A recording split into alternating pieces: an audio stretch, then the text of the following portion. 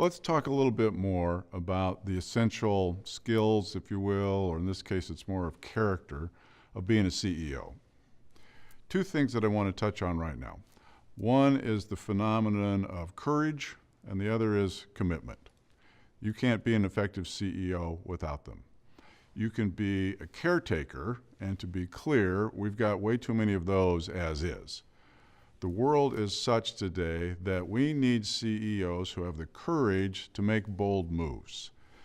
We don't need more caretakers who sit around waiting for certainty, hoping that things are going to get better, paying only attention to quarterly numbers.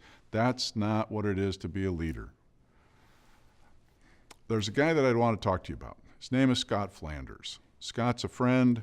He started off as a client. When I first met him, he was the CEO of Columbia House. Now, this was back in 2004, 5, 6, that era. To put it simply, you did not want to be in his job and in that company in those days. Blackstone had bought them. They were looking for a big turnaround and payout. Columbia House in those days was $1 billion a year company.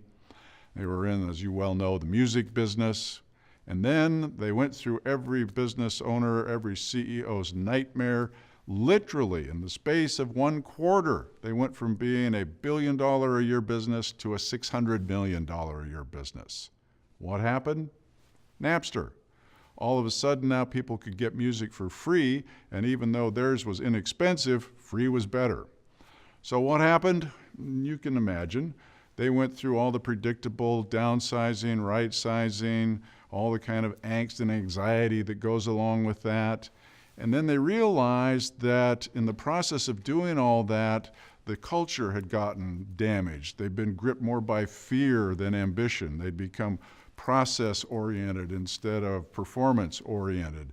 And the brave HR director proposed to Scott that they bring us in to help turn things around. Now, the CFO was adamantly opposed to it. They just spent a goodly amount of money, let's just say that, on Bain, who had told them that they needed to get in the video business. I suggested that one needn't follow the bouncing ball too far to see how that was going to turn out. But be that as it may, Scott had the courage to say, okay, we need to do something outside the norm. Now, let's be clear, the norm, when most companies are in situations like that, they get into panic, they don't want to spend any money on doing anything that is non-traditional, and lo and behold, nothing much changes and they slowly go down the tubes. Scott had the courage to do something different. We came in, did our work. 9 months later, we had gotten the company back in shape to where they were able to sell it. They sold it to Bertelsmann.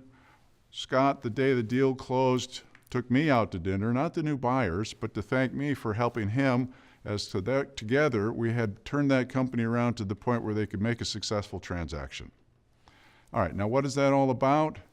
It's about courage, the willingness to do that which is non-traditional, non-expected, do something bold when everybody else is sitting around in panic, and the commitment to see it through. You want to be a CEO? Develop your courage. Learn the power of commitment.